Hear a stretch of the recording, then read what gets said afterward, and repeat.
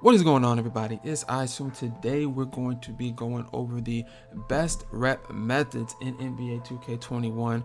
For those of y'all out here trying to rep up as quickly as possible, I'm hoping this video will help you out. So if you are new, please go ahead and subscribe to the channel, like this video if it helps you out, turn on all post notifications, and let me know what you think of my method down in the comment section below. Now, I do have to give a disclaimer. This year I'm not playing necessarily to wrap up as fast as possible. Because my focus is on next gen and it doesn't make sense, nothing carries over. It don't really make that much sense for me to be sweating and grinding every day for rep on current gen. And B, I'm gonna be honest, even though I am going to next gen, if I was staying on current gen, still it's just, I don't know if the rep, trying to grind out rep this year, I don't have the motivation to do it. I'm just being 100% honest with you guys. But for the times that, from what I have been playing, I've come to determination like, okay, if I was grinding for rep, I would do this. And this is what I'm gonna be talking about in this video. So, I mean, I'm gonna be, and again, just it is not, since pretty much 2K21 is more or less a copy and paste game from NBA 2K20, the rep methods aren't really that different, if y'all know what I mean.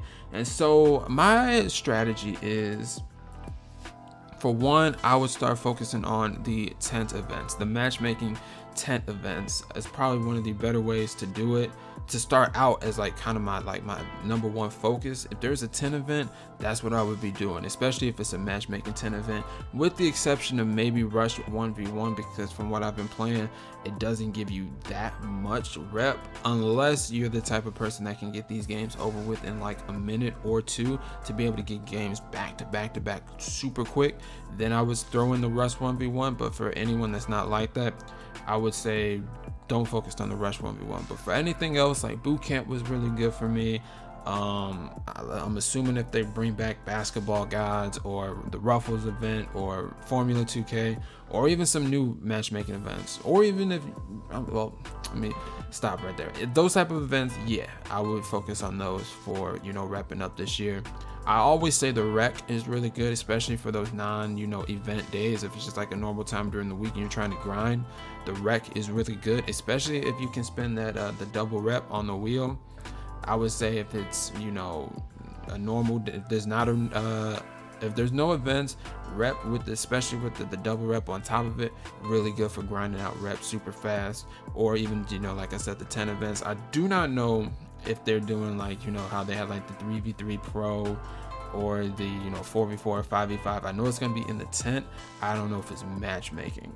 If it's matchmaking, definitely those would be good as well. But we did see snippets of Court Conqueror, and that looks like it's just going to be, it's dots and, the got next system. So that I wouldn't recommend that. But, if those follow suit as well, then again, just focus on your matchmaking tent event. Focus on your rec. I stay in the rec, and that's how I've been getting a lot of my rep, even though I just haven't been playing it a ton.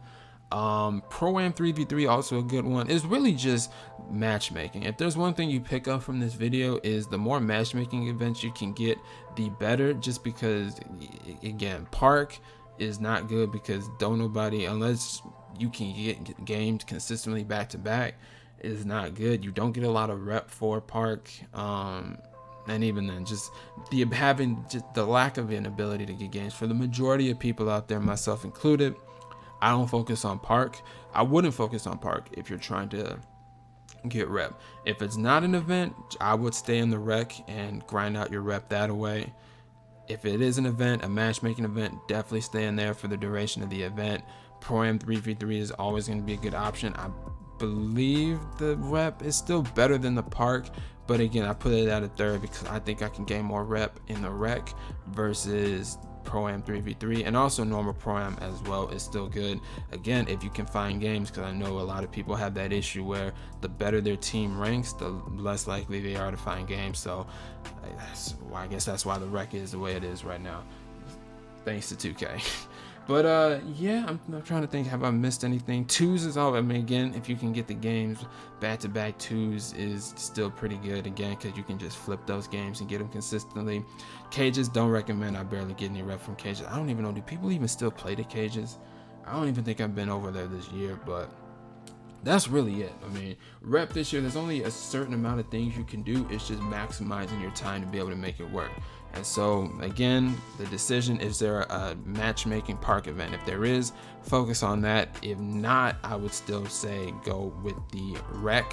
Maybe if you can, like, depending on the type of mode, maybe you can get away with the non-matchmaking park events, but still, I would still focus on rec to be able to get, you know, those consistent games back to back to back. That's the takeaway that I want you guys to have. The more backup, the less time you spend waiting, the more rep you can get. The only way you can eliminate that is if you are able to put yourselves in position to consistently play the game. Where's the best way to do that at? Matchmaking. Where is that at? Matchmaking park events and the rec and Pro-Am 3v3 and normal Pro-Am. So that's gonna be it for today's video. I hope it helped. It was a little bit all over the place, but again, just focus on playing the matchmaking events. You'll be able to gain rep as quickly as possible just because you'll be playing. So that's it for today's video. I hope you'd enjoyed it. It's iSwune. Let me know what you think in the comment section below, and I will see you all in my next video.